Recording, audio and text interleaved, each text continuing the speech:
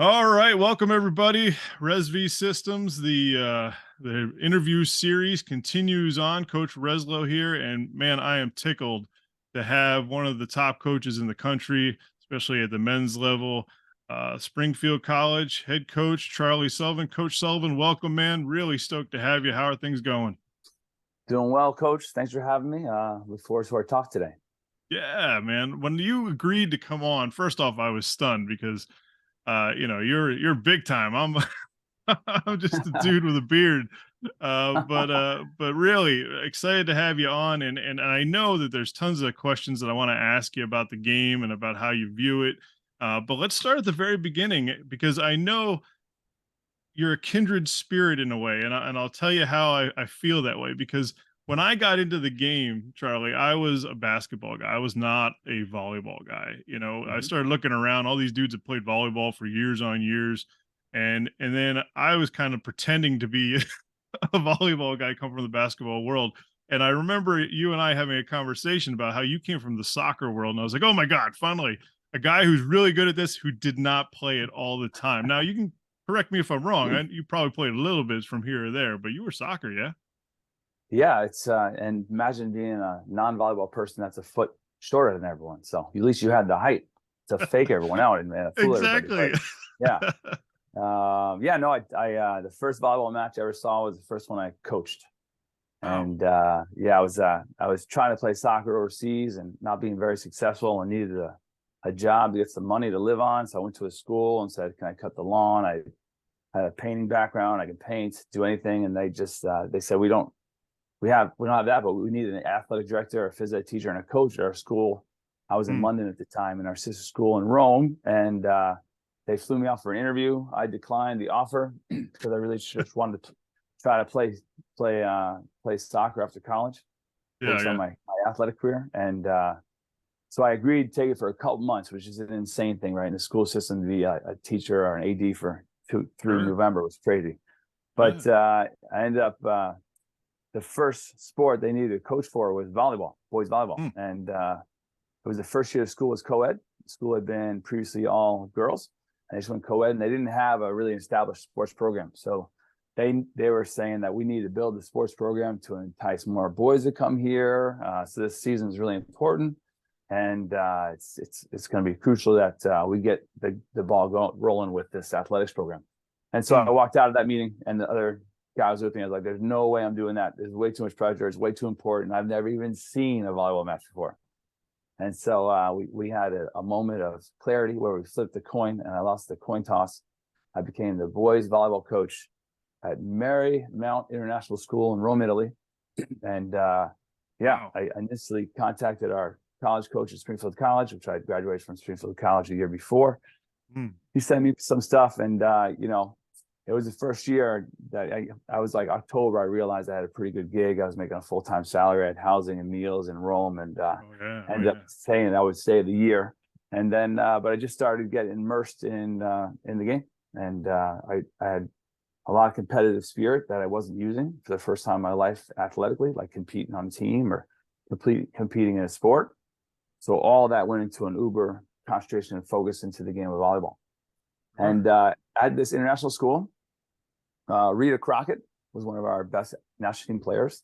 At the time, are you familiar with Rita Crockett? I don't know him well. I've heard All the right. name Oh, once. Probably from she you. is, yeah. No, she was amazing. She was literally Sure like she was. our leading scorer on our national team at the time, and she played for the pro team in Rome Mm, professionally. And her daughter was in my third grade class, and I said, "Listen, I need some help. I need a parent teacher conference right away. mm. This is a daunting task for me. I don't want to do a poor job." And she brought me to her practice at Messaggero, which was at the time, one of the best teams in Europe. I mean, the men's team at Messaggero had Karch and Timmins Oh yeah, on I the know team. those names So very well. yeah, so here I am is in the gym. I'm just getting water and shagging volleyballs, but it's like, you don't have any coaching experience and you don't have any experience in sport. And you're going to one of the best teams in the world. It's like not, I want to be a baseball coach, so let me just go hang out at the Yankees practice. Right, right. So pretty incredible. And so I would go to our practices. I coached the boys and girls at my school, high school, and I go right to the Messagero practices and coached and watched the team there. So I ended up being like the guy in the gym for a couple of years in that professional level. So I got really, really lucky in terms of, having, never coaching before and going and being involved and learning the game at the highest level possible. So it's kind of like just a blessing. I was really lucky. All off a coin flip, huh? All of a coin flip, yeah. So if you ever need a big decision, you're thinking about something that's really important, just get out the quarter and see how it goes. And that's going to lead you to the right place. That's awesome. Yeah, for sure. Yeah. Very, very cool. And then how long were you international before you came back to Springfield and started coaching collegiately? Yeah. So I fell in love with coaching at that school. I hadn't planned on being a coach. So that first season was the volleyball teams. Second season, I coached the girls basketball team, and I did the soccer team in the spring season. And I just like that second season, that basketball season, we had a game in particular. I just realized that this is what I was meant to do for the rest of my life. And so as I started to build my skills and got better in the craft of coaching, I was like third or fourth year there, and I realized I want to coach at the college level. I was getting more serious than the level of the student athletes that I was involved with. Right. So I was like, to coach at the college level, you need a master's. So I was in Rome at that school for 4 years, and then I came back and got my master's degree at the best place to get a master's degree in coaching possible, Springfield College. And the first year I was kind of in the phys ed department as an intern and a grad fellow, and then I also worked with the men's and women's volleyball teams at Springfield under Joel Deering. Then my second year I just became full-time assistant coach with the men's volleyball team in grad school, and Sean Byron was the head coach then. Sean's now the head coach at Marist College, so like I was at the high school and I was realizing this is kind of running its course, and I just need to get a little higher level because I'm enjoying it. I just really started to fall in love with it and enjoy it. I enjoyed everything about it, and knew it was what I want to do for a living. But if you want to coach college level, you need a master's. So I thought I'd get a master's and then seek some college jobs out. Well, they let me have one without a master's. Yeah. Well, that's why you're still in it, and I'm here interviewing you. It was a great experience. I mean, Joel Deering was a great mentor, and Sean Byron was a great mentor for me. So I didn't get to meet Sean, but I got to meet Joel, and Joel's a good guy and really ran a great program. And actually, I was sorry to see him go when he left Springfield and retired, because I don't know Moira that well, but I got to like Joel a little bit, and that was when I was sort of involved with the girls for a little bit, 2010, 2011. That was sort of the end for him, right at the very end, if I recall. Yeah, for sure. So, awesome stuff. And then you were the assistant for the men, at Springfield. And then when did you take over officially? So the problem was I got a master's degree in athletic administration. So I had all these possibilities after grad school to be an AD at a high school. And I had some good job offers in Baltimore, a private school in New Hampshire. And but I still thought if I went the college route and it didn't work out, I could always do that. But if I went the athletic director route, I would never have a chance to see what would happen if I went to college coaching. So I went to an NAIA school in Iowa for a year called Mary Crest International, very, very eerily close to Marymount International, the school in Rome. Same colors, blue and white, same. They're both the Royals. And the athletic director and the principal had the same last name. So I was like, this is kind of deja vu. Yeah. So I focused on a lot of fortune in my life decisions, as you're getting to realize, Coach. Dude, fortune favors. I get you. Yeah, for sure. So I was there for a year, and I was kind of building that program. And then the Springfield job opened up. Sean Byron was moving on, but it was late. So I was only in Iowa for a year. And then that August, I interviewed for the job for Springfield College. And that second year I came back to Springfield, and I've been there. This is my 25th year as head coach and a faculty member, professor at Springfield College. Wow. Yeah. And at the beginning, if I recall, Springfield was not D3. They were EIVA D1, D3, right? They were sort of in between there. Well, it's a Division II athletics department. Oh, that's what it was, D2. Okay, yeah, but it changed when I was in grad school, that the whole athletics department went Division III. And then so when I started coaching there, it was Division III school, and we did play in the EIVA, the Division I conference until 2011 was our last year in the IVA. That's So right. it's a very ironic year. The last year we're in the IVA, we were in the IVA final, playing for a chance to be in the. If we won that game, we were in the Division I Final Four. So that was. I thought we could have done a little more, but yeah. When I got involved in '09, right, that was when I started at Johnson & Wales, and I had Yeah. an assistant coach named Kevin Harrington, who was a setter at Rib for a bit, and Kevin became sort of famous for breaking his leg at MIT. But he was a very good player, and of course he had a better idea of the landscape. But he used to talk about Springfield College and about how Springfield College, Juniata, and UC Santa Cruz would always be battling it out in the Molten Final Four somehow, some way. And then somebody from the New England region would make it, whether it be Riv, whether it be, I think Stevens was one year. There's a whole bunch of different teams, Nazareth, and in the end, in that Molten Final Four, generally Springfield would win. Maybe Juniata would get in there, but I don't know the history as well. But Kevin used to talk about how the Springfield guys would win the Molten Final Four and technically the D3 championship, and then they would be bored. Well, really, they had higher aspirations to go win in the EIVA, or, to get into the D1 tournament. So it was sort of like a something that was like they had to go win the D3, but they're really trying to do something else. I always thought that was a fascinating story.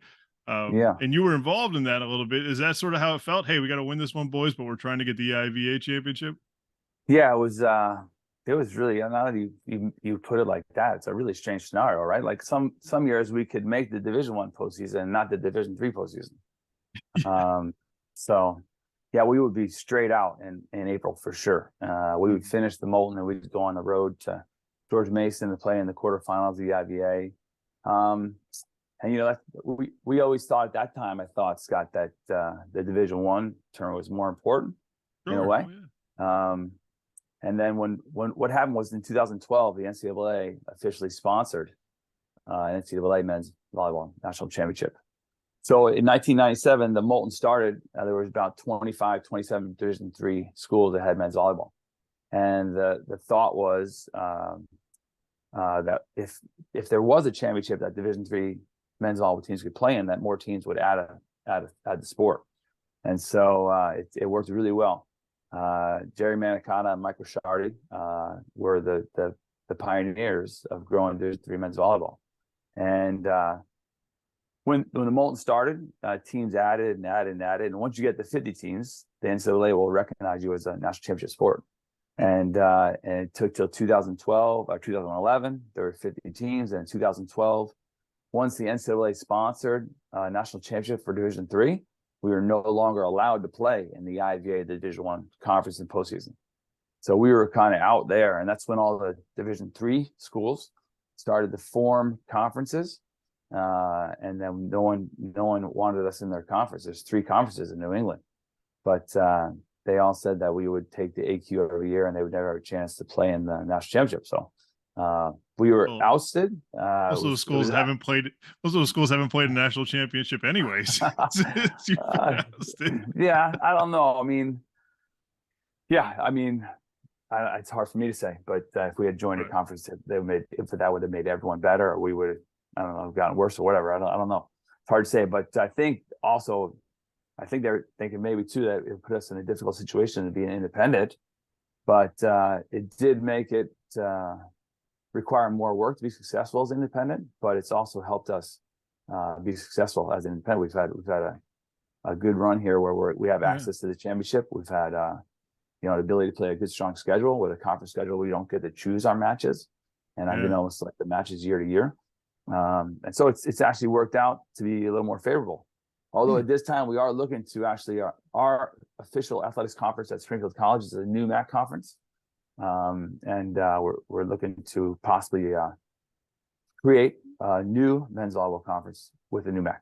So that's in the works, but nothing guaranteed, nothing's for sure. But we're looking at it. So we might drop the independent status after a long time. That'd be interesting. It would be interesting. Yeah. So it's as the landscape is changing all the time in men's volleyball because it's growing so much at every level. Things are changing too. So we'll see. Yeah, yeah. I do. One of the things that I do sort of miss, and I know you still run it, is your tournament. Was it the Morgan tournament? What's it Yeah, called? the The Volleyball Hall of Fame Classic. Hall of Fame Classic. Yeah, And in the old days, or again when yeah. I got involved, you would have Ah, these unbelievable D1 teams that you wouldn't get a wow. chance to see very often, right? Like Mm, you get to see like yeah, a USC or UCLA or a Penn yeah, State or something of that caliber. And yeah, now it's a little bit different, right? It doesn't have the yeah. same names. It's more of a D3 tournament, For sure, for sure. but I missed that one, man. I was in attendance for one of those matches. Like I came out of there, I was like, Yeah, dude, I gotta see this, and it was I awesome. mean, the 2008 Olympic team, the men's Yeah, Olympic team that won gold medal. I think, 5 out of the 7 guys played in the Hall yeah, of Fame Classic. that's That's wild. the kind of competition we're talking about. That's this Yeah, level you're referring to. I mean, the idea when it started, when I was there originally until really 2012, was there was a team from the West Coast Conference. mm, There was a team from the Midwest Conference. Mountain Pacific, the MIVA, and a team from the IVA and us. mm, And so Penn State typically filled that team from the IVA. right, And right. then we had, Long Beach State, UCLA, Stanford, Santa Barbara, Ohio State, you know, just the best teams Yeah, possible. So jeez. we're this Yeah. small school in New England with 2,600 students. When else did our student body get to come see a Springfield College take on UCLA in a sport? Seriously, when Um, else does anyone in the region get a chance to see that?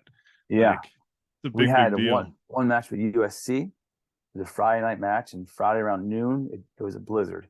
So classes were canceled. I think kids did their thing in that afternoon, and we could see 2,000 in Blake Arena. But when people start filling in against the balcony, we had like 3,000 there, Mm. and the fans, our student body thought it was their Cameron crazy moment. Like, here, I'm going to read the Yeah. paper and introductions, and Yeah.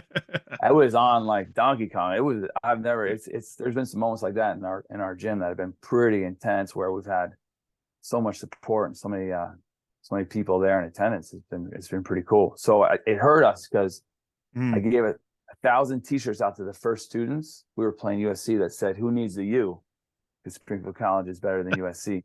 And That's USC awesome. plays in an arena of 20,000 people, but 300 people come to the game. And they actually Right. told me afterwards, I was friends with their assistant coach and coach. Their assistant coach is a good friend of mine. I put in my classes things you can heckle him with, and here's some good talking points behind the bench. And but they said their guys loved it because we No, had yeah. like an amphitheater type arena, and the place was packed, and it didn't help us at all. We lost in like 60 minutes, but it was a great environment, and a great scene. And you're right. I really, it still is an event that the community looks forward to. Mm. Like, we have people come from Maine just for that weekend. We run a coaches clinic and a players clinic on Saturday in Yeah. conjunction with it. And it's Mm. really all done it's for the Hall of Fame. It's the Volleyball Hall of Fame Classic. So it's the Volleyball Hall of Fame, like it's their men's college event of the year. We're just the host, and I'm just on a Right. part of the Hall of Fame that can help run it and make it Yeah. possible. But with the support of Hall of Fame, the collaboration we have is pretty special, and to keep it Mm. going, we still have a large community following, and we still have the players clinic and the coaches clinic are well attended. We get like 100 people. So it's still a really cool special weekend, and there's still good matches going on. Mm. But yeah, it was definitely different back in the day for sure. And that gymnasium that you have is outstanding. I remember the first time you had us down at Johnson and Wales. I mean, I had been there before, but I hadn't been there before as a combatant. Mm. And you walk in there and you're like, oh, look at this place. I mean, it's like a cathedral almost for volleyball. And Yeah. you don't realize how low that ceiling is. It seems higher than it is. And the next thing you know, your dudes are serving darts at us and the ball's in the rafters. And it's like, all right, well, Yeah. here's what it is. Yeah. But We yeah, love the just a place. wonderful Yeah. place. Wonderful We place to love it. get your Yeah. game. We call it the Mecca. I think it lives up to that name. Absolutely. Yeah. So I mean, you've been involved internationally as well as volleyball here in the States, and certainly been doing it for a long time. So how has volleyball changed over your tenure in the sport? Has it gotten different? Is it a different, different styles now, different types of players? How's it changed? Oh, yeah. I mean, I think after the 2016 Olympics, when I was a consultant coach with the national team in Rio, I had done a USA volleyball event team or something for 20 years, 22 years before Mm. that. So 17 was the first summer I didn't do anything with USA volleyball. Kind of strange. So I have been like an assistant coach on junior team, youth team. I'm Yeah. currently the head coach of the youth team, the United Team national team. I was consultant coaches and scout coaches for our national team and been on World League trips and Yeah. World Cup championships and World Championships. And being at the Olympics was the accumulation of all those events. I But have to it's pick your changed a brain on lot. the Olympics. Yeah, You gotta tell me some stories there. But yeah, I'm sorry yeah. to interrupt. Not at all, not at all, not at all. But it's significantly changed. I mean, it's a lot more powerful. It's faster. Like any other sport, the athletes are stronger and faster. Tempo of the games increase, the power of the games increase. I mean, the jump serve alone, how significant that is. Just guys cranking at the international level. I mean, high 70 mph, and I go to the minor league baseball games in town here, and there's a pitcher on the mound, and he's throwing 89. And you see the speed. I mean, I've seen a ball travel from here to there for 30 some years. I'm Mm. pretty good at it. And then you see his next guy come on and throws 91, 92, and that 3 mile an hour difference is significant difference in the ball traveling. And so you talk about like our guys if we're serving well at our level, we're like 65 miles an hour. And we have one guy that can get over 70 in practice a couple of times. So when you throw it up to 78, 77, 78, 79. It's insane how the ball is moving. And just to be able to receive that. So that power of the serve is taking the offenses out of the system a lot. And now we're talking about really high ball attacking, which, the international game is all about when you go up high and hit off the block, what happens? Do you get a kill? And how well is on the other side of the coin is how well you defending that high ball. Really, when the ball hits the block, what your team does statistically after that touch is so important in the national game. So it's a power game, and these dudes are athletic. I mean, yeah. So we have guys that touch 11-3, and he's a good jumper. You throw a guy up at like 12'6", 12 feet 6 inches, and it's like a whole nother. I mean, just looking at the NCAA men's Final Four this weekend, I hadn't seen UCLA play this year, but their middle. Yeah, he's got to be 12'5", 12'4". Oh yeah. And the first time they set the middle, I thought it was a left side attack, and then this guy picked it off. I was like, "Whoa, that was actually a front one." It's insane. There was a couple plays in there. Yeah, there was a couple plays in there where the blocker was full extended and he's over top. Like just Nothing absolutely over top. And that's something that used to happen at the high school level when you'd have a guy who was a little bit better. At the club level, Yeah, you'll play a team that's a little bit better. But at yeah, the top college level, two teams, and yeah. Hawaii's middles are no joke. Like they can No joke. play. But the UCLA guy, his waist is at the net, the height of the net. Yeah. Like Yeah. his whole torso's over the net and doing his thing. Will So Chamberlain. yeah. So it's just so much more powerful and faster. And it's what you're doing more out of system than in system is so much more important, because you're not going to be in system a lot. You're not going to pass the ball to the setter right that spot all the time, and how you're preparing for that other occurrence is really important. I'll never forget when I took over the club season here in Rhode Island. One of the first things I did was start working on out of system stuff. And I had a lot of parents like, just, we're not worried. We're not doing the normal stuff. I'm like, yeah, we're going to be out of system a lot. Like, like Yeah. people serve tough at the top club levels. And if that's where we're going to play, we need to be able to score or at least do something uncomfortable for the other team. So yeah, we're going to triple block everything, and we're going to work on a lot of out of system stuff, because that's what's going to happen. And if you can stay in system, great. But to your point, this year for South County 18-1s, we were pretty good, and we finally went up against a team out of New York, ACAD. They're 17-1s, which is a real good team as well. Yeah, and they served us off the floor. Like we don't have that ability to practice that in our practice gym. Just like you said, it's 4 ticks higher than what we're capable of, and now it's a zoo. Different. We can't keep it up. And so I sort of I was like, we need a serve machine like ASAP. Like we don't have one of those. We have a serve machine that's jugging. We've messed with the generator. I know we had an engineer guy come in and try to make it faster.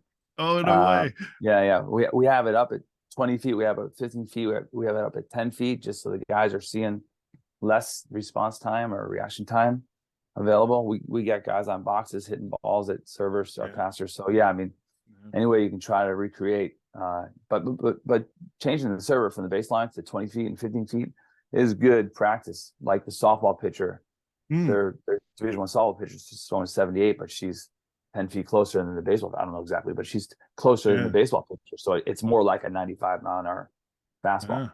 So just stepping up that, decreasing that distance. Just moving it up. Helps. Yeah. Exactly. Yeah. So gotcha. Oh, cool. So yeah, but that's a big deal for sure. You got to get passes going. And sometimes Exactly. we're telling our passers, just get the ball in the air and we'll work our offense from there. I mean, don't try to pass it every time. Oh, dude, that was my cue. Like the kid looked at me. I was like, "What do I do?" I'm like, "You're digging the ball now. Like you're not you're not actually passing the ball." And you know, and it gave me flashbacks to when we had you at Johnson and Wales, and the Bull served 7 aces in a row on us, and it was like, dude, we're not passing anymore. It's just about digging the. It was the Bull, man. I can't remember his last name. Ricardo Torres. But that dude was a monster. Yeah, he was. We put the Toro sign up when he got back there. Like, go Toro. Yeah, he was mean. Yeah, he was no joke. And you know, I think we stole a set off you that day, like the first set. Like we played pretty well, but then that kid decided that he was done messing around and he wanted to get to McDonald's as soon as possible. It's like it's time to go. So he was probably like 65 miles an hour. 66 miles an hour. Yeah, and we didn't have anything like that in our gym. We didn't have our serve machine back then either. Because that does help a little bit. And of course, I didn't have the foresight to move but actually we were more of a position serving serve. We were trying to serve short to take away the approach, or serve by the middle's head so that it disrupts the timing. You know, that was more because we didn't have jump top servers that could really generate enough power to cause uncomfortableness. Like if you're serving a jump topspin at 30 miles an hour in the college game, that's nice, but it's not going to do anything. In fact, it's just really a free ball. So it was kind of like, let's try to do something a little bit more creative. But if you can go 65, 70, forget about it. And like that changes. Those are all good points for sure. Good things to do with your serve. Everything. So I think while I have you in front, while you're in front of me here, I think you are the perfect person to talk about the differences between D1 and D3 volleyball. You know, one of the things that, we've shared on a phone call off camera about when I was working at NCSA is my description about, hey man, D1 and D3 are not as far apart as you think in a lot of ways. And you've seen both sides of it. So talk a little bit about D1, D3. Just for like how the game's played perspective. And I guess to further the question, and rightfully so, you know, every volleyball player has D1 dreams. Like that's what they want to do. But D3 is just as good as D1 in a lot of ways, in terms of your career, in terms of the level you're going to see, in terms of, all those types of things.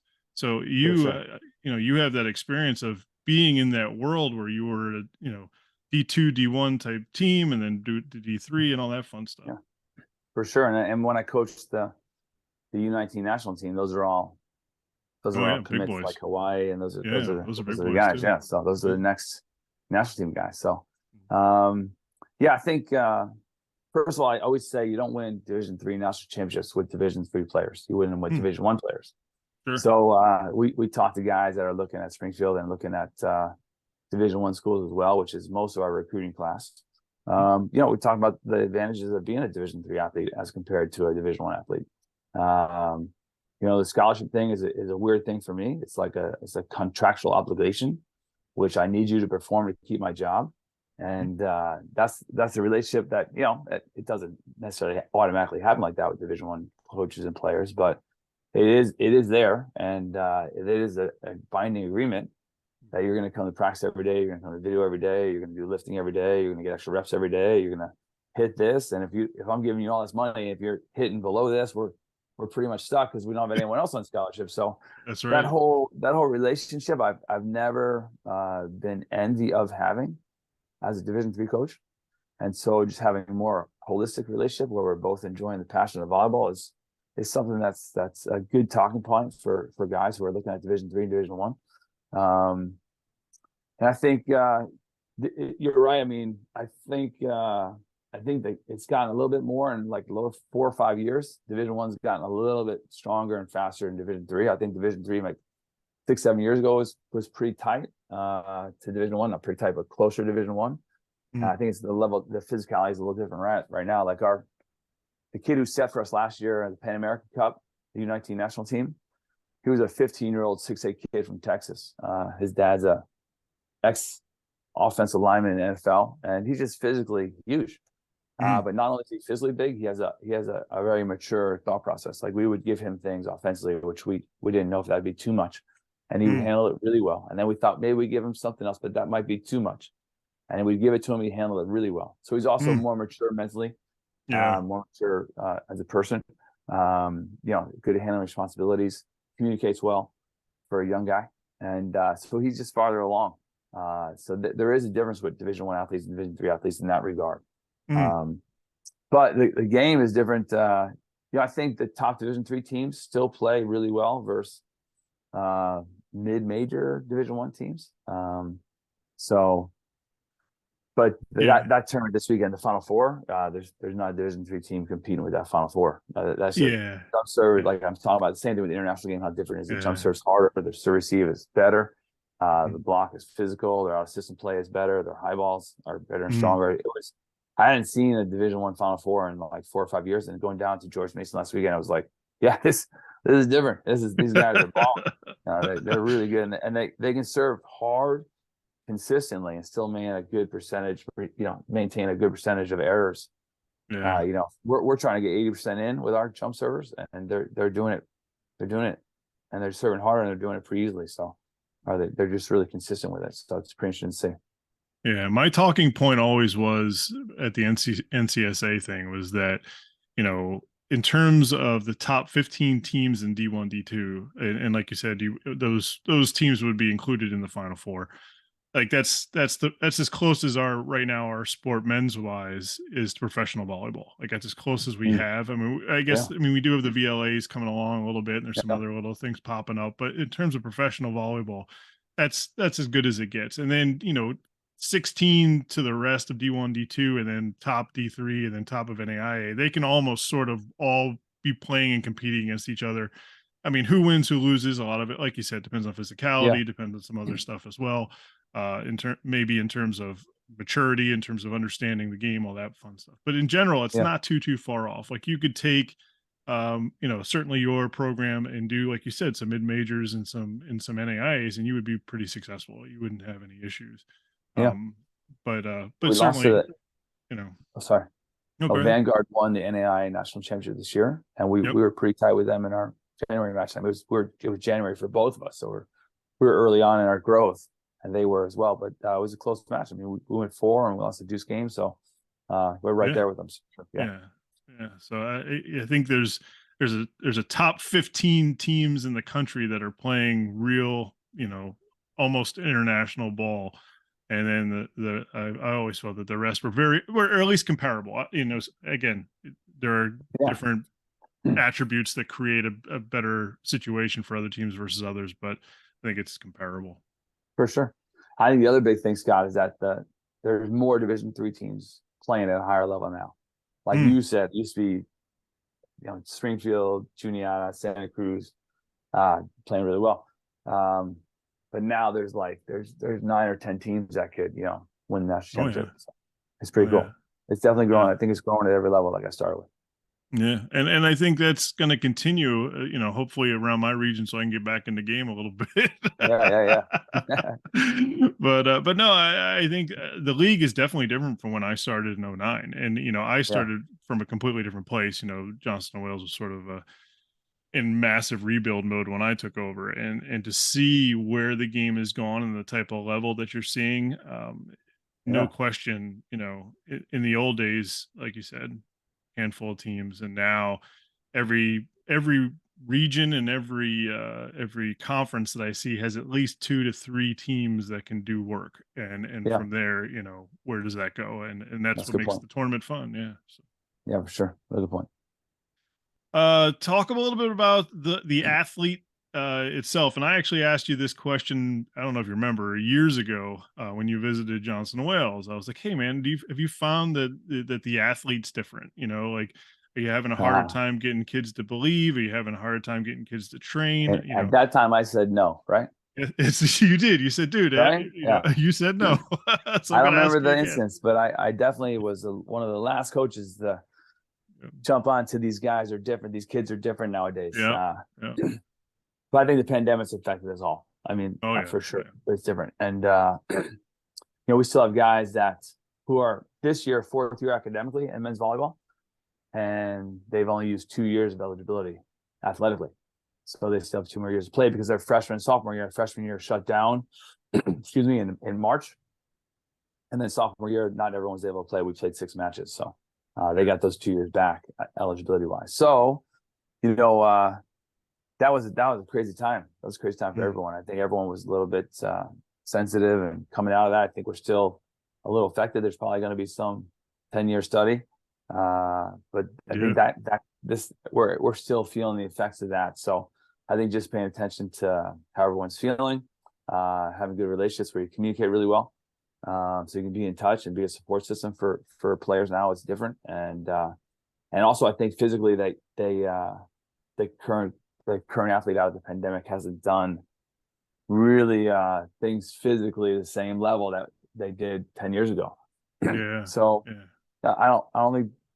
I think coaches are like kind of complaining when they're saying the athletes are different nowadays than they used to be. They're not the same people. I think a lot of it's the same. I just think there needs to be a little more attention towards what these kids have dealt with, and just be supportive of that, mindful of that. It's not always the same as it was 5 years ago because of what went through, what happened to our world years ago. Yeah. I got asked to write an article about a tournament that Oh yeah, happened here in Rhode Island, the Rhodey Invitational, that is yeah, finally back going. It's yeah. missed for the 2 years to the pandemic. And I'm trying to think of the angle of how I'm going to write the article. And what I ended up doing is that the world stopped in 2020, and then now the world's spinning again, and we can get back to work. Yeah, And this tournament is more proof that we're sort of where we need to be again. that's awesome. But that's a great point. Like the COVID thing absolutely changed everything. And I know, my son's a teenager during this, and he's not where he needs to be. I mean, he's still a lovely kid and I love him to death, but he's not where he needs to be athletically because we had to sit down for a year and a half. Yeah, yeah, And it's like, dude, you can't just not do anything for a year and a half and not have things change in terms of the way you would normally take focus of your sport or of whatever you're going to yeah. do. I don't know if that comes back either. I mean, back in the day, 09, we probably, if a kid missed practice, he probably did 100 approaches, spikes in a row. And Yeah. geez, I don't know if a kid could do 15 now. Just because they're just not physically, they haven't gone through that, Yeah. Yeah. It's really We interesting. did I used to do a thing, and I got this from Kevin, back in the day, where we would do these block ladders.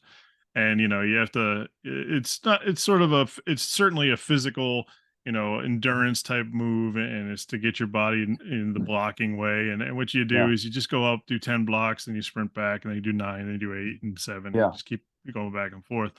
And we tried it with the club kids this year, and I was going to do 5. I wasn't going to even do 10 yeah. because no one's going to do 10 anymore. It's probably considered bad to do 10 now.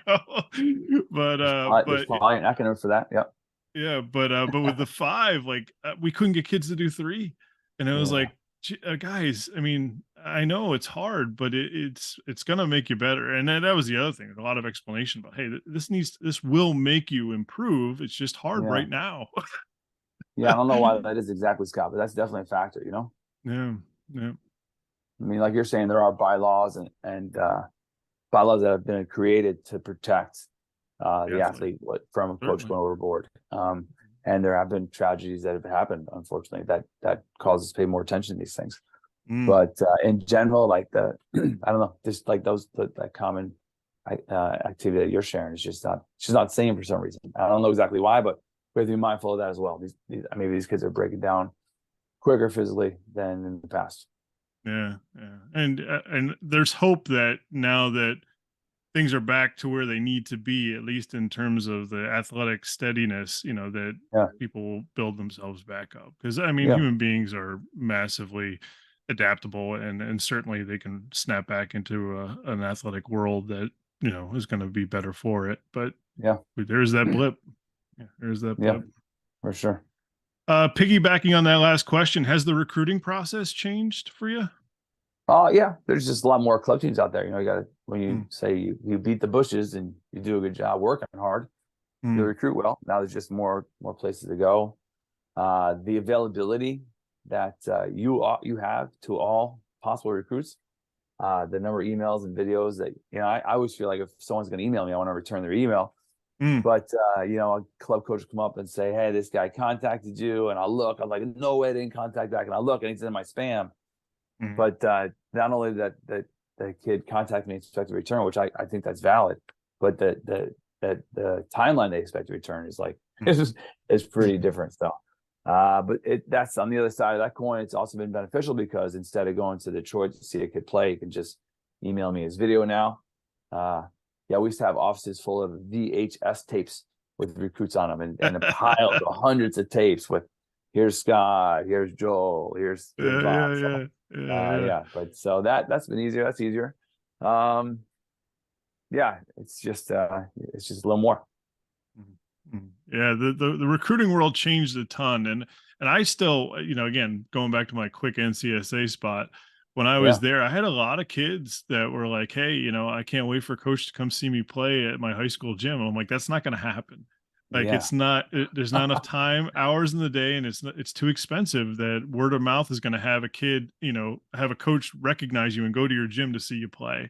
Like yeah, now it's all about, either a service, either playing club, or, a high school tournament where the coach can get the most bang for their buck and be able to see you do it. But yeah, yeah, the recruiting. Oh, dude, I remember those days. We didn't have VHS. I remember having tons of CDs everywhere, like all across DVDs. my desk. And it's like, dude, Yeah, come on, put them in. Let's see. yeah, And yeah, everybody was a possible, hit. And then you would send out what, like 150 a day or a week of interest letters to kids, like yeah. Letters. snail Yeah. mail. Wow. Yeah. But Yeah. I guess technology's changed everything. It's made it different for sure. But yeah, you had a really good perspective of that working with the NCAA. yeah, That's amazing to deal with NCSA, yeah. NCSA. You're dealing with that kid's perspective firsthand. Yeah, yeah. It was a great experience working for me. It turned out the hours were very tough for me, but in the end, Yeah. I enjoyed my time there. There was some good Mm. people there. It was good to have a volleyball person that has knowledge of volleyball in that position. So it was always helpful for me to talk to you about, because you understand. Yeah, I don't know yeah, if the people in the past were they didn't really know if they understood what Division 3 was, Division 1 was, the right. opportunities, the possibilities, all the things that kids could possibly look at. But Well, most of them were women's volleyball coaches, and the women's and men's game. I mean, besides the fact the games are just completely different, the worlds are different. I mean, the women's world is really. I mean, it's complex too, very very complex in a lot of ways.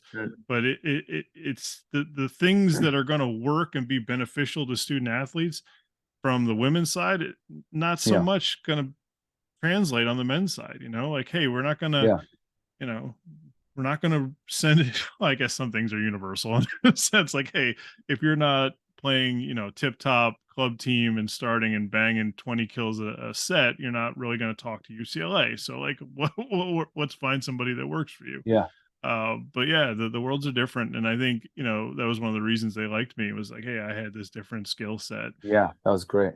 It I just was wish really good the to have. I hours were a little just different. I agree totally with what you're saying. The worlds are different recruiting, especially the age. Mhm. Like to give an eighth grader a full ride when so much can happen in those 4 years before maturity is Mhm. incredible thought to me. I don't know if I could do it. And the game though I think is really similar. I don't think there's a big difference at all in men's and women's volleyball. I think the Mhm. differences in women's volleyball is the serve receive being a little higher with the jump float being flatter and the net being lower, so we can get more up on passers, kind of Mhm. higher in their chest.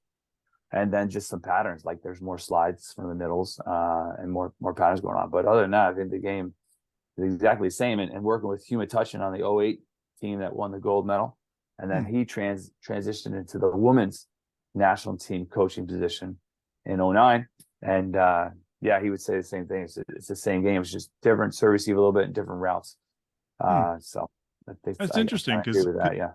because I've always sort of been in that mode that the men's game is a physical power game, where, certainly you're looking to serve as tough as possible and create out system situation. And then the block is massively important. Whereas in the women's game, my thought process, and absolutely open to change, Charlie, is that the idea is more of a digging and transition game. Like, we're going to set our block, we're going to have a better opportunity to dig a ball, and then we're going to counter and then run into those slides and into those different formats that you're going to use. Mhm. Certainly at the highest level of women's games, it is more of a power game like the men. So I Yeah. think it's very similar that way. But that was always Yeah. my thought on the matter. Yeah. To your point, the men's coaches that are going into the women's game, like Eric Sullivan at University of Texas, Mm, and David Hunt's the assistant coach there. The top women's teams are using a lot of the men's system mm, to use a power game system, and run the back row outside hitter on the Vic, right, and right, yeah. serve a little tougher. But the other difference is I did my graduate research project on the height of the volleyball net, and why is it 8 feet for men and 7 and 2 inches, I don't know, 3 inches for women. Mm, And the study I did, I was back in the day. I don't want to tell you the year, but before you started Johnson Wales, no, in '98. The men, I took the average height, the men jump, and their average height over the net, and mm, their attack angles, they were averaging like 16 inches over the net. And the women's game, Division One, the same level, was averaging 8 or 9 inches over the net. So that attack angle, giving them a bigger window, having more shots available, mm. were leading to more kills and less rallies. In the women's game, with a lower attack angle or lower height over the net, were leading to playing some perimeter defense, being deep in the court, getting reception, and being good in transition. But the skills of the game, serve, pass, block, dig, set, are the same skills, Sure. Yeah. taught the same way. And if you can teach a men's volleyball player to get a kill off the block, you can teach a women's volleyball player to get a kill off the block. And Mm, then it's really similar stuff going on there. I think that the women's game is starting to steal from the men's game a little bit. I think the women's and men's game should have more collaborations. Like, I was just running the USA National Team Development Program camp in Maryland last weekend, and so both programs had their top third. A lot of the players in the top third of their U19 national team age group in there, and women's volleyball is a lot. They do a lot more part activities rather than playing the whole game. And I mm. said, "What?" To our coach, I said, "Watch this. I'm going to freak the women's coaches out." So we were 4 courts. They were 4 courts. I'm going to freak the women's coaches out real bad, because I'm going to give them all the volleyballs and keep 4, because we only have 4 courts, and we're just going to play 6s. We only need 1 ball a court. And they're going Yeah. to be like, "What are you say what?" And so we were playing 6s like 10 minutes into our practice, which I thought was pretty Oh, that's cool. awesome. Yeah. It's just, but my main point where I was going, Scott, I was like, I would love to go over there and talk to them about what they're doing and why they're doing it. And we should do more collaboration between the men's and women's game. I think the women's game, like I said, has stolen some of at the highest level, has stolen some of the men's game. But geez, I bet you a women's volleyball coach could coach defense a lot better than I could, because they're Yeah. dealing with Yeah. it at a higher percentage. Oh yeah. So Well, I mean, one of the things I used to talk about and still do to this day, in defending the way I coach volleyball, a lot of people go, "Hey, you don't really focus on digging that much." I'm like, "Yeah, because it doesn't happen very often. So I'm not going to focus on that. Like, I'm going yeah, to focus on yeah, blocking and what happens at the net, yeah, and if yeah, we slow it down and get something, we get a slow down, a touch, or a roll shot. We want to pick that up and run transition. But the idea of digging as like a major part of my practice and my focus, it sort of gets left behind because I just know it doesn't happen very much. Whereas if I could get somebody from a high level women's program, she or he would probably focus on it a lot more and get way more out of my team than what I would. So I yeah. mean, I totally understand your point of view on that. Like, it's Interesting. it's simple, simple but same, right? It Yeah. could be a little bit different, but it could be a little bit same as well. So interesting. And that's where I think, Scott, we're going to talk about like my experience in the international game, and Mm. so you think volleyball, you think system, you think defense and digging, and then you go watch Iran play volleyball, and you're like, what is going on right now? Like, their Yeah. opposite hitter doesn't start on the sideline; he starts 8 feet off the court and runs at the setter, hits the back one so sharp to area 2 that you don't even know how that happened. Yeah. Their passers all do this stuff. They just swing their arms around. Their setter takes the ball wherever he wants and puts it wherever he wants. I'm Maroof, the setter for Iran. If you have a Oh, I've YouTube seen him. Yeah, I've seen him. search going on to search his highlights, you don't even know what setting is until you see him set the ball. And so my point is that when you start to see how other cultures approach the game systematically, it opens your eyes to like, oh my God, I didn't even know you could do it like that. And then you just break it down to why. Why are we teaching it like this? Why are they teaching it like this? And then you look at the most easiest movement pattern. Like my example of this is Andre Agassi came up as a tennis star, a phenom, and at 16, 17 years old, and he had an open forehand. He didn't close. He kept his body open, hit a flip shot, and everyone's like, "There's no way you can win with open forehand. It's impossible." And here's someone who won all four majors.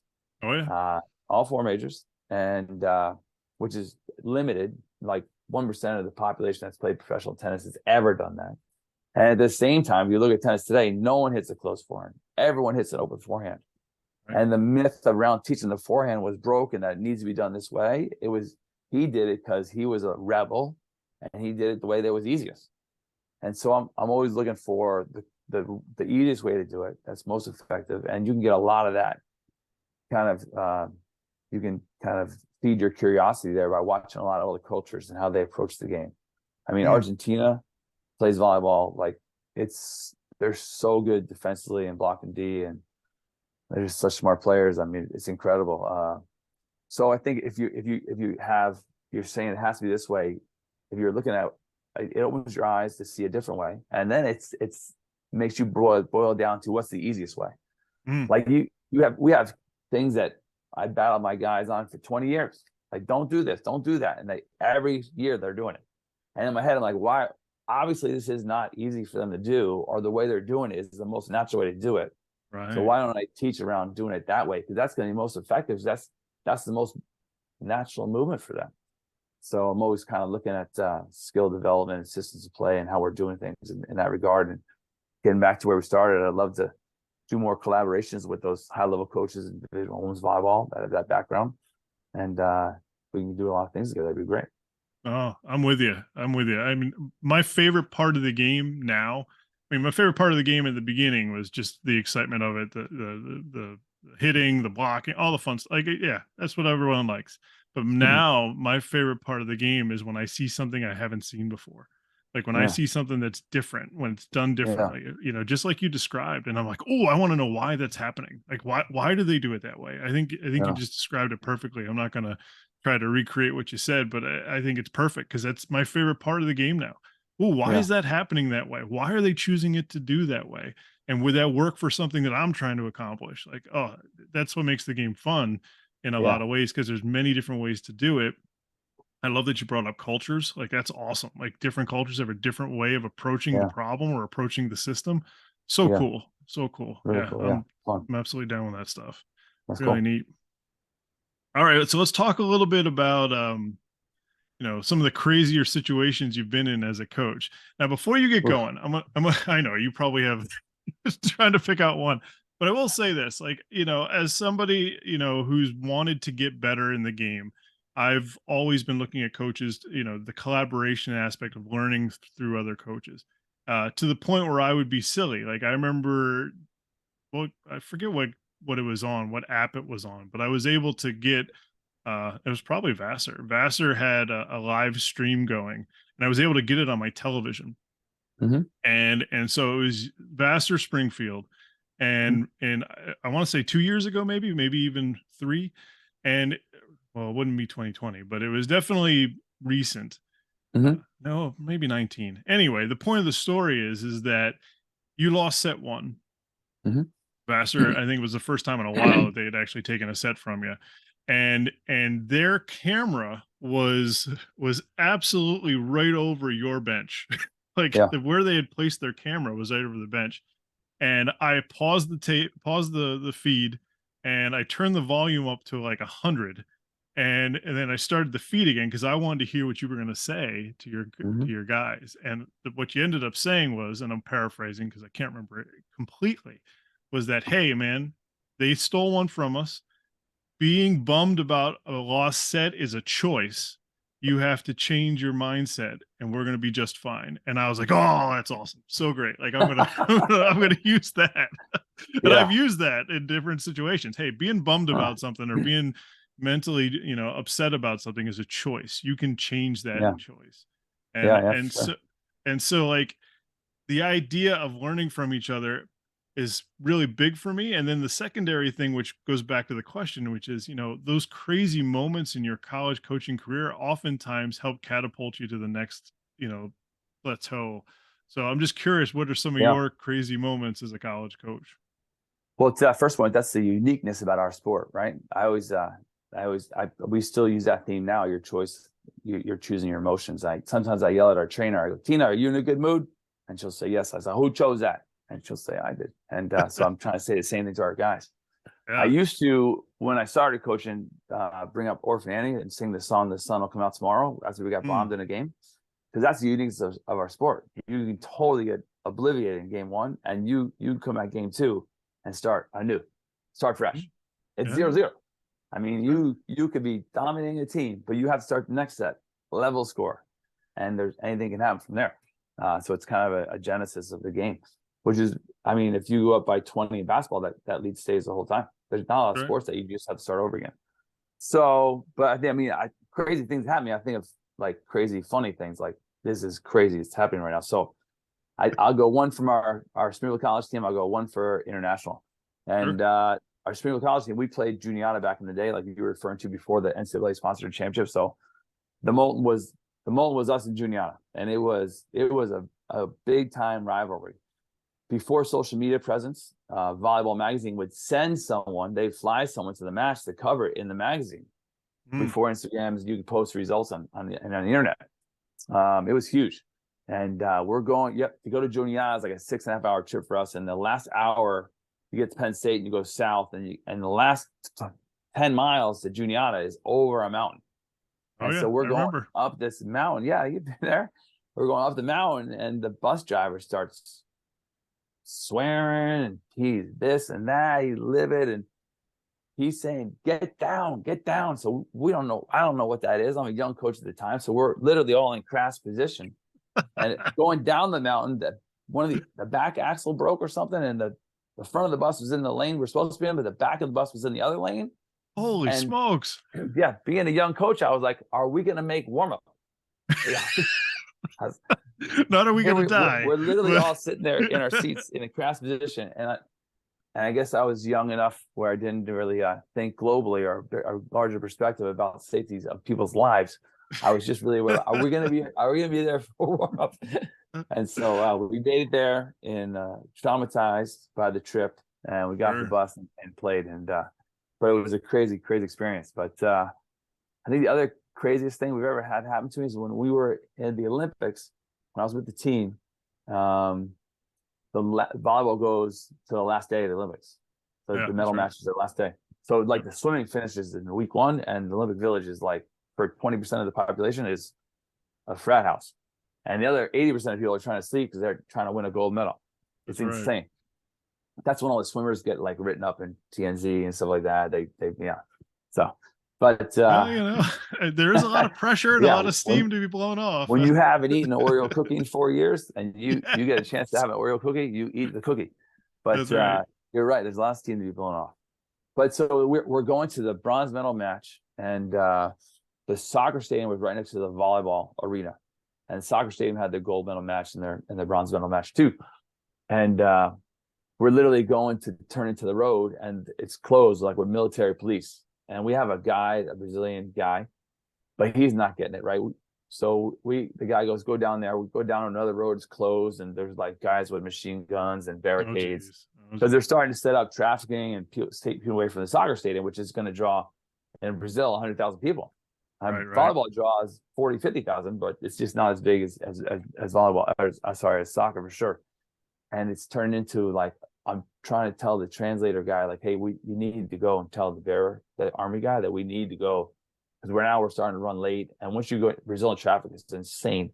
And Mm, so you're going here and there, and the guy is not getting enough. People are starting to yell at our tour guide, like the players, like, what are we doing? Like, we're missing warm-up time. Again, warm-up time is a big thing in volleyball. oh, huge. Yeah. So Coach Spraw gets out and he's literally like moving the barrier and telling No. the bus to come through. And the guy's like, "You can't do that." It was, I thought like, and my head was like, okay, John's gonna get arrested in Brazil, and who's gonna coach the match? I don't know, but it was insane, dude. We ended up having to get off the bus and walk the last like quarter mile in the rain, No. in the rain, No. Oh in the my. rain to the bronze. You're in a bronze medal match. Your Oh, career walked in the rain to the arena and oh my got to the arena gosh. and Russia. We're playing Russia, and they just pulled right up. They Russia's like, what happened to you guys? We're like, all our players are soaking wet. He's like, we just pulled the bus up to where we usually do. So it was the craziest thing to think of.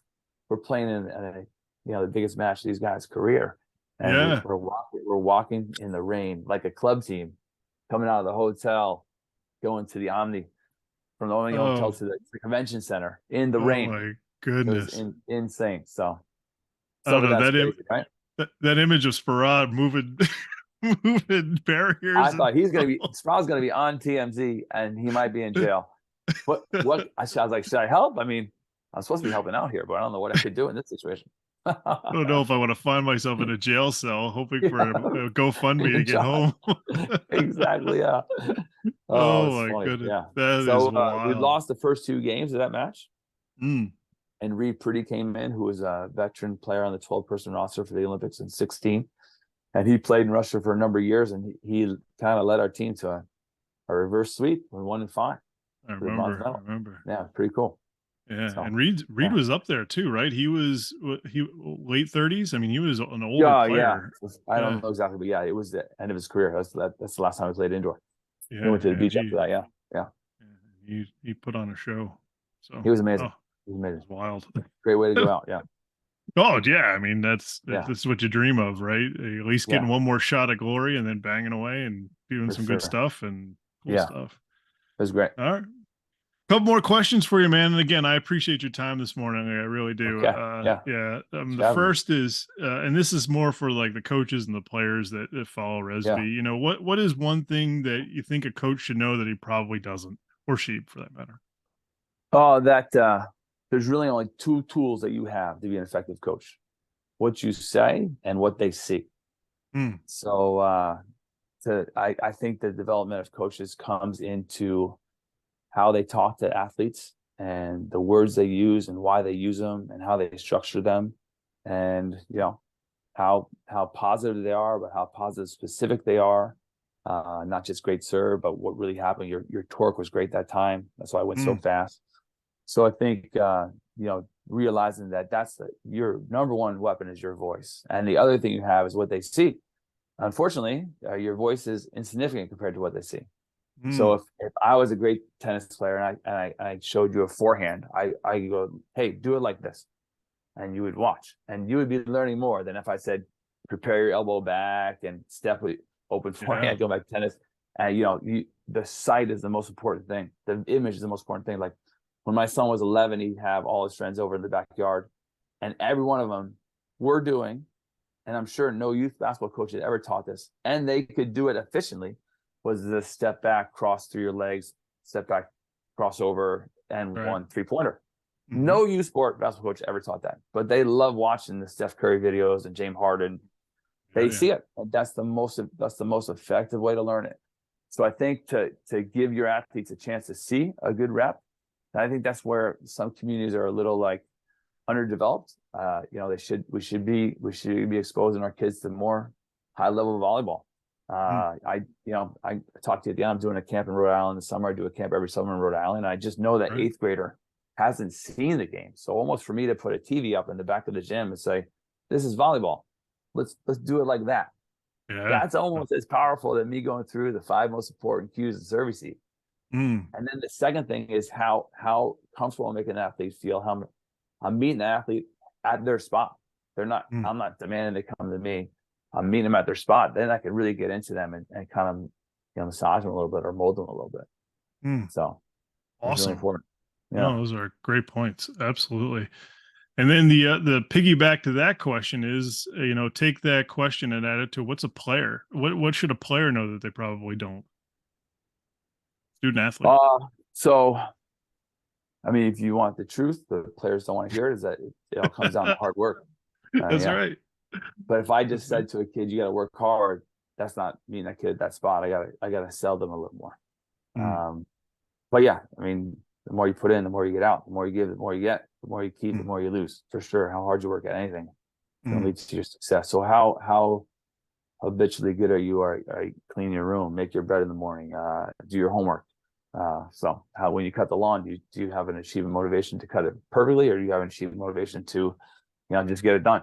Yeah. So those are the best athletes, the ones that are really driven to do things at a high level, and that are responsible to take care of a lot of details and work hard. Mm, cool. Cool. And then I guess the last one, and I let you off the hook. And again, can't believe you sat on with me for a while. I'm Is sorry it's too long. Yeah.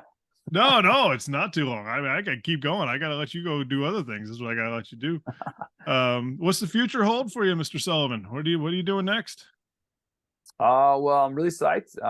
Last summer I was the head coach of the U19 national team, and we played in the Pan American Cup, and no USA U19 team, men's team, ever won that tournament. And we won the tournament. We went undefeated, and we didn't lose a set.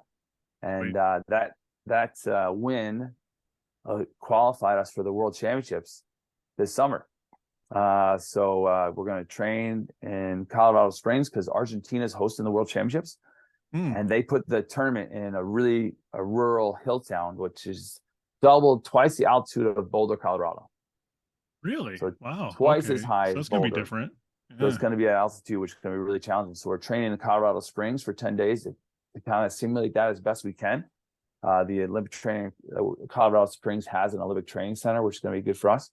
And then we're going to Argentina, and I think the highest our team's ever finished in that tournament in worlds is like 5th or 6th, because those athletes are Division One. Those are, sorry, not Division One athletes.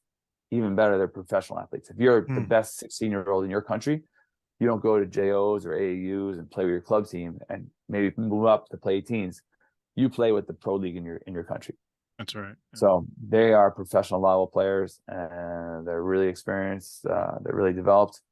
They're really mature, and they've been in a lot of scenarios where they've had to make that risk analysis situation in a lot of scenarios. So they're experienced. So I think that's good for our country in a way, because our guys peak later, and that's how we're top 3, 4, 5 team in the world, Mm, because we're not professional athletes at 17. We're pro athletes after college, and we get that development going at a less stressful stage in our yeah. lives. Yeah. And so our guys are peaking like 28, 29, which is awesome. Right? I think if you're a pro at 17, at 28, 29, you might be coming on a downward trend there. So Well, there's got to be a burnout there's that's gotta be, right? possible with players like that. I mean, the sport is very mentally Yeah, focused, right? Like I think yeah, you mentioned that, having quick moments of risk reward selection and ideas of when you have to do those things. Like you do that for 20 years. It's gonna be like, yeah, dude, I'm done. I'm frazzled. Uh, no doubt. but uh, but that's interesting, man. That's real interesting that they go right into the professional leagues at 15, Yeah, 16. I can't even yeah. imagine being a So professional athlete at 15, 16. so if our men's team's top 5 team in the world right now, our women's team top 2 team in the world right now, Mhm. at that level, we're not even in the top 10 or 15. No So kidding. we get better Wow. as it goes up. Yeah. So Yeah, yeah, yeah. yeah, I mean, we're gonna play the best teams from Europe and the Asian continent, and then South Mhm. America. So it's gonna be pretty Yeah. intense. So for us to do things that's never been done before. Sure. I'm looking forward to taking on the challenge of, implementing a system that would enable our guys to do some special things. Mm, absolutely. Yeah. But I want to go back to the elevation thing. How are you guys going to attack that? I mean, doing some work Uh, in Colorado, but then is there anything else yeah. that you guys are working on with the elevation? There's nothing. There's nothing you really do. I mean, Yeah, I know. I'm just even curious. in Colorado Springs, which is going to be Yeah. half the elevation, the ball travels farther on a jump serve. No kidding. Yeah. Yeah, it doesn't spin, and topspin Yeah. gravity doesn't take it down as quick. So Dude, that's gonna be wild. we're using the Mikazas too, which are lighter volleyballs. Yep. So they've used these other teams have used the Mikazas, and we played Chile last year, Pan American Cup, first match. And I said to the coach, how many matches you guys played this year? And he said 51. Because they got together in January and they played in their pro league. And now it's July and it's their first match of the Pan American Cup. Yeah. It was our first match. We trained for 8 days. Oh, jeez. So to your point about communication, I knew there'd be a lot of errors in game one. My whole goal was to smile the whole game. So when a kid messed up and he didn't feel the weight felt of the it, pressure, we're going to lose the game. If they looked at me, they got a relaxing vibe or communication.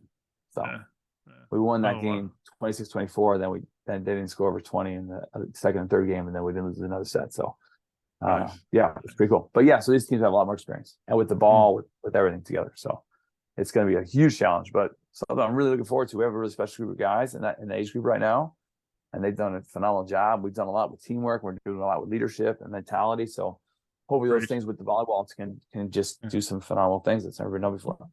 Bring some extra oxygen tanks. Yeah. I mean, my 8-iron goes 30 yards farther in Colorado Springs. I love playing golf out there. I feel like a pro, but it's different. I walking up the stairs is difficult in Springs. I can't imagine where this is going to be. So Argentina just bought the tournament and put it wherever they wanted to make it as difficult as possible for the rest of the world. All I can envision, because my wife and I were lucky enough to do a vacation in Hawaii, and we got to go to the mountaintop for where the space stuff is, the telescopes. And as you're walking up there, you don't feel great. No, you're right. I mean, we're probably gonna have some altitude sickness, and we're just gotta do the best we can, So we gotta be mindful. Again, we're going back to these kids, a little different physicality. They break down quicker. Now we're at altitude, so a lot of things to consider. So some days we're gonna have to just serve them pass. We can't have them jump. It's gonna be too much. So we have to do a lot of considerations. Well, awesome, man. That sounds like a wonderful challenge, and certainly want to know how that turns out later on. That sounds amazing. It sounds absolutely amazing. So there'll be a webcast. You can catch it. Go on USA Volleyball site. Yeah, we'll be on it. I'll watch it certainly. 2 weeks of August of the competition. Very cool. Very cool. If I come back from that, and I'm doing a volleyball camp at Gaudet Middle School in Middletown, Rhode Island. That's right. My brother-in-law, Gus Steppen, is the head coach at Middletown High School. And we've had a lot of Portsmouth and Tiverton people sign up already. But we'd love to get more participants. We have 45 spots available, and we have like 20 signed up right now. So perfect. And I'll go fast. Yeah, and I'll get that information out to everybody. It'll be on the ResV website, so they'll have that. And then we'll also put it on the Rhode Island Volleyball newsletter as well. I already sent that information to Neil, so he has it. So we'll make sure we get that out to as many people as possible. I want to say as well, I've been doing presentations in businesses, Scott, Travel Insurance had me come in and talk about teamwork and leadership in our world and how it can translate into the business world. I talked to their sales group in Nashville, Tennessee about performing at an elite level or winning a lot. And been a really successful platform for me. So I just started an Instagram account at Coach Sullivan Talks. So I'm always trying to see if anyone has a business that they're involved in. They have presenters come in or keynote speakers come in. And I can get some more opportunities to do that. I really enjoy it. Perfect. Yeah, I'll make sure that's highlighted as well. Not a problem there. Thanks. Awesome. Charlie, thanks so much for being on my show, man. I really appreciate it. Loved our conversation. I really enjoyed it. And I think anyone that's interested in learning about, the game, that's one of the reasons I started these interviews was that, hey, get people from Rhode Island and even beyond to learn and see how, the best of the best do it. And really, again, super stoked that you're able to come on and talk. Our gym at Springfield College is always open. Some of the best practices we have are when a high school team comes and watch practice, and our guys talk to the high school players afterwards, and coaches come all the time. So we love having people in the gym. So I gotta make a pilgrimage. We talked about it already, man. Come to the I know. It's when you're married with 3 kids and one of them 6, it's hard to break away. But I want to go. I absolutely gotta go. And sounds good. So awesome. It's coming to the gym is open invitation. Perfect. Thank you so much, Coach Sullivan. Really appreciate it. Like, subscribe, and share. I hate I have to say it, but that's what you got to do with these things. And would love to have you on again soon. Especially, would love to have you come back after the Argentinian battles and sure. your report. Hopefully it goes well. Thanks so much. Thank you, man. Stay well. Best. Thanks. Bye.